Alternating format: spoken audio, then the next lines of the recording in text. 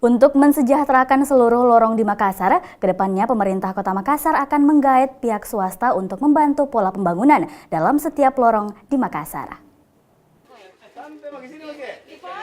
Program pemerintah Kota Makassar selanjutnya adalah program pembangunan lorong untuk mensejahterakan seluruh lorong yang ada di Kota Makassar. Sebagai bagian dari tujuan tersebut, Kamis 21 Januari 2016, Wakil Wali Kota Makassar menyusuri salah satu lorong di Kecamatan Talok, Kelurahan Tamua, Makassar. Dalam kunjungannya, Wakil Wali Kota Makassar melakukan berbagai treatment kepada seluruh masyarakat dalam lorong dengan melihat apa yang akan dikembangkan dalam beberapa lorong. Dalam pelaksanaan pembangunan tersebut, pemerintah Kota Makassar akan menggait pihak perusahaan swasta untuk memastikan skema pengelolaan pembangunan dalam lorong. Belum pide, kan kita memang baru treatment ya kurang lebih 20% lorong. Jadi memang Pak Wali saya rutin keliling-keliling untuk melihat yang mana yang belum ditreatment.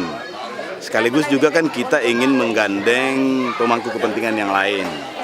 Hari ini insya Allah kita sama-sama dengan Astra Group untuk melihat beberapa daerah yang memungkinkan kita kerjasamakan pengelolaannya dengan perusahaan swasta ya. Dari sini kita ke Kampung Matoa di Biringkanaya untuk kita lihat ya kondisinya mirip-mirip seperti ini. Yang intinya adalah bagaimana kita bisa memberikan perasaan kepada masyarakat itu bahwa pemerintah juga tidak pernah dilupa, cuma karena keterbatasan perhatian, keterbatasan sumber daya, sehingga kita belum semuanya bisa kita treatment. Selain memperhatikan setiap lorong, Wakil Wali Kota Makassar juga mengunjungi beberapa pusat pelayanan masyarakat seperti puskesmas dan sekolah.